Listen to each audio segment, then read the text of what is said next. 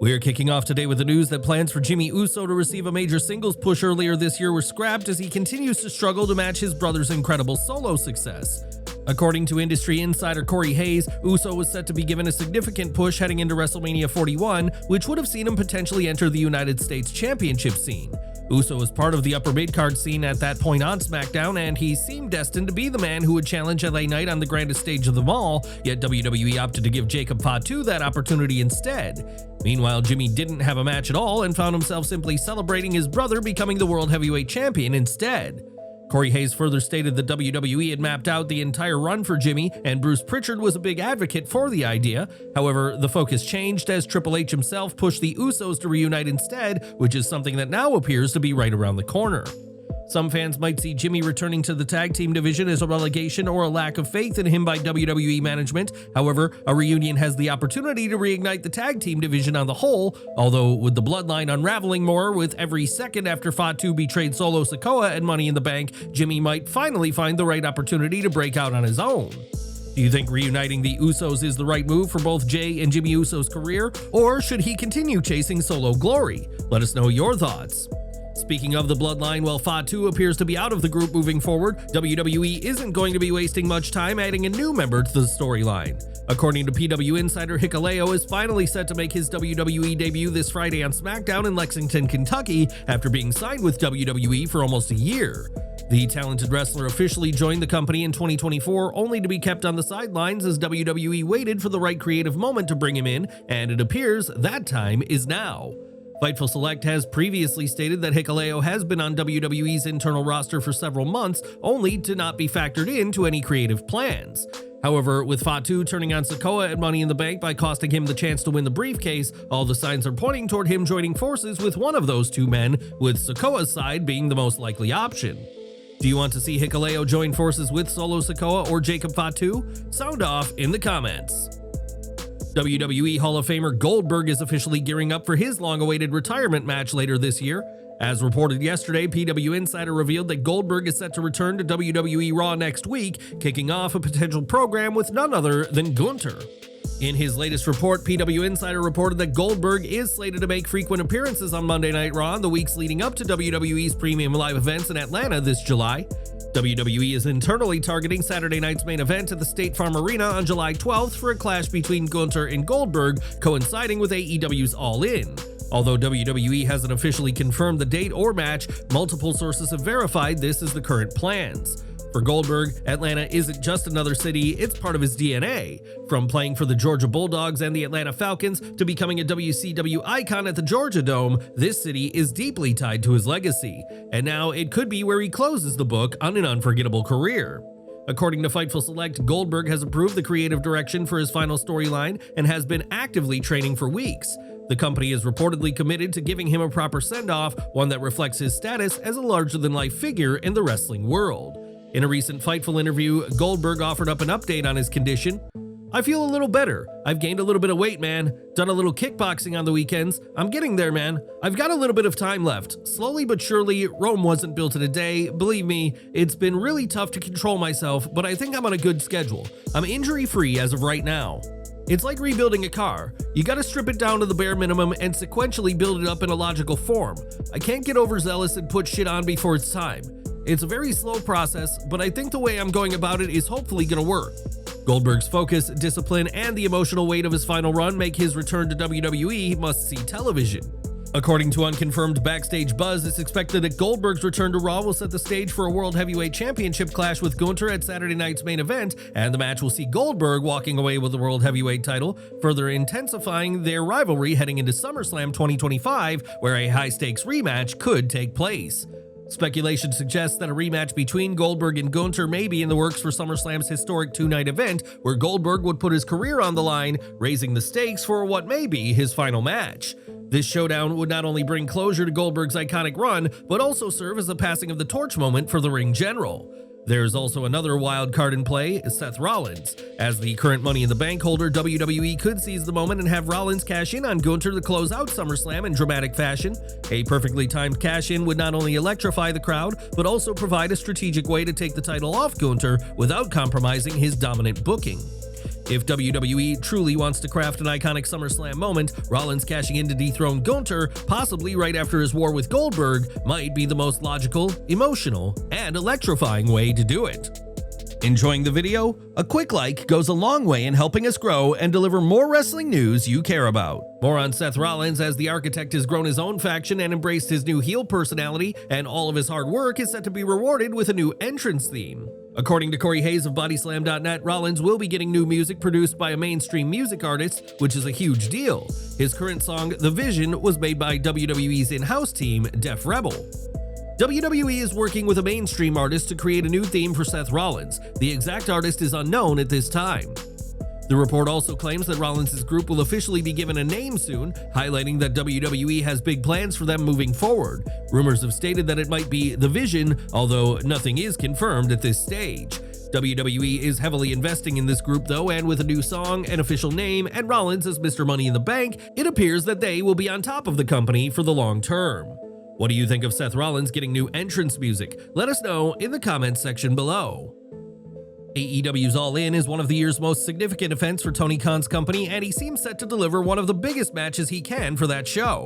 This week on AEW Dynamite, Swerve Strickland successfully defended the AEW World title, only to be jumped by the Young Bucks in the aftermath. Will Ospreay attempted to make the save, only to find himself on the receiving end of a double super kick, and that brutal attack was done with a purpose. According to Fightful Select, AEW wants to book the Young Bucks versus Swerve Strickland and Will Ospreay at All In, which would be a major marquee match for the event, featuring 4 of AEW's top stars. Sources within AEW have claimed that this idea has been planned for a while, as discussions about a Young Bucks versus Swerve Strickland match had been ongoing behind the scenes for some time, one noted. Ospreay's involvement was kept quiet until after Double or Nothing, as AEW moved away from the previously teased direction that would have included Swerve's longtime rival, Hangman Page. There's no word yet on whether there will be any titles on the line or a stipulation added. However, a match of this magnitude doesn't need any gimmicks, as the encounter sells itself in what could easily steal the show at All In. More AEW news now, as the June 11th AEW Dynamite Summer Blockbuster episode saw Komander be written off following an attack at the hands of the Hurt Syndicate, which was done due to a legitimate problem. While speaking on Wrestling Observer Radio, Dave Meltzer revealed that Komander was pulled from AEW Dynamite this week as he hurt himself at an event on Sunday in Oaxaca when he attempted his signature rope walk into a Fosbury flop. While Komander is more than capable of delivering that move, he unfortunately slipped mid-move, and Ultimo Guerrero had to step in to prevent it from becoming a serious accident. Komander was still hurting during that spot, although the full details of his injury remain unclear. However, they're severe enough that he's not expected to be a part of the Arena Mexico show on June 20th as part of Fantastica Mania. Mascara Dorado stepped into Komander's place to team with Kevin Knight and Mike Bailey as they took on the Hurt Syndicate. However, Bobby Lashley's group managed to win. The timing of the injury couldn't have been worse for Komander, as AEW is holding their Grand Slam Mexico event. However, fans will now have to be patient and wait and see when he's able to make his in-ring return. In other injury news, Luchasaurus hasn't competed in the ring since the Casino Gauntlet match at AEW All In 2024, and the Masked Man has not appeared on AEW television since then. Luchasaurus has been away due to suffering a life-threatening health scare when he collapsed at home in September during a frightening situation. The AEW star saw his blood oxygen levels drop dangerously below 80%, which led to him being put on oxygen support as he focused on simply regaining his strength. Reports have suggested that Luchasaurus has recovered and has been medically cleared for months, with Brian Alvarez addressing his situation on the Brian and Vinny show. The journalist admitted there's confusion over Luchasaurus' absence, as the health scare happened months ago, which led to him suggesting that something else is keeping him off television. The former AEW World Tag Team Champion was spotted backstage at AEW Revolution, which has added to the confusion about why he hasn't made his return yet. With his health restored and his in-ring clearance confirmed, the silence surrounding Luchasaurus' AEW status only deepens the mystery. What's keeping him from stepping back into the spotlight? Share your thoughts in the comments below. TNA management has shockingly had to reinforce an existing rule recently after an in-ring exchange between Arianna Grace and Tessa Blanchard at TNA Under Siege, which had everyone talking. Fightful revealed that things got real after Blanchard slapped the NXT star mid-match, with Grace responding with one of her own. In TNA, a slap rule requires agent approval to use them, and the match was a wake-up call to the company, indicating that talent hadn't been following the procedure. Blanchard and Grace's decision to go against the procedure led to a company-wide memo being issued to the locker room, reminding talent that slaps had to be cleared ahead of time, with sources claiming that the notice was brought on from the match. It's unclear whether the ladies involved were given any punishment for breaking the rule. Still, TNA has made it clear to the roster that unprofessional behavior will not be tolerated. Did TNA handle this correctly, or should there be more accountability when talent go off script? Sound off in the comments and let us know where you stand. WrestleMania 41 was a proud weekend for The Undertaker and Michelle McCool as her career was honored and she was rightfully inducted into WWE's Hall of Fame. However, the powerful WWE couple was in turmoil behind the scenes due to a far more serious situation. In the 5 weeks leading up to the event, McCool was facing a personal nightmare as The Undertaker had been privately dealing with heart issues as a frightening discovery was made during a routine checkup. The situation required urgent attention, which meant they had to spend 4 sleepless nights in the hospital just 2 weeks before WrestleMania 41 weekend. It was a scary situation for them as they dealt with various tests, and McCool dedicated herself to being the best wife possible by staying by his side and helping where she could to find the best specialists. The Undertaker demanded that the situation be kept private, and he even traveled to Las Vegas for WrestleMania weekend when he wasn't medically cleared to do so. The situation was so severe that the Phenom had to undergo a minor heart procedure the morning after they returned from WrestleMania 41 weekend, and his doctor revealed that if the situation hadn't been discovered when it could have become far more serious. Fortunately, Undertaker has recovered and feels healthier than ever, which is a positive update for fans. However, it showcases that fans never truly know what's happening behind the curtain, as what appeared to be a celebratory time for them at WrestleMania weekend was one of the scariest weekends of their lives. The Undertaker joked that he's strong like a bull, yet his family's unwavering love and support got him to that point. Fans will be pleased to know that The Undertaker is feeling healthy and in a good place. WWE is looking to create a new tag team in the women's division according to WrestleVotes Radio, with the duo of Natalya and Maxine Dupree being one that WWE is aiming to use moving forward. The two women have been working together for a while, however, WWE is now aiming to make them a featured pair under the name The Dungeon Dolls, with the company working on getting it cleared legally for merchandise. The name is a nod to Natalya's Hart family connection, with her grandfather Stu Hart having trained countless talents inside his legendary Hart Dungeon, making this team name personal. Back in March, Dupree had revealed that she wanted to be trained in the Hart family dungeon, and WWE is tapping into that as they look to make this a legitimate tag team moving forward. What are your thoughts on the Dungeon Dolls tag team name? Let us know in the comments section below. Natalya recently competed on WWE Evolve, which led some fans to claim that the company had demoted her. However, the WWE veteran publicly responded as she surprisingly revealed that she requested to appear on the show, and she's hoping to wrestle as many people as possible due to how hungry she is. Another wrestler from Natalya's era returned this week on Raw as Nikki Bella was involved in a heated segment with Liv Morgan, which many fans believed was setting up something for the upcoming Evolution event. However, it appears that this isn't going to be a brief run that will culminate at that show, as Bella made it clear to people that she'll be sticking around for a little while. You'll definitely see me for a bit, it's not a quick in and out. Controversial angles occur all the time in professional wrestling. Still, few have been as shocking or infamous as the TNA storyline between James Storm and Mickie James, which was so severe that real-life cops interrogated the cowboy. The angle took place in 2015 when Storm was the leader of the Revolution. He attempted to recruit James into his faction while feuding with her husband Magnus, better known today as Nick Aldis.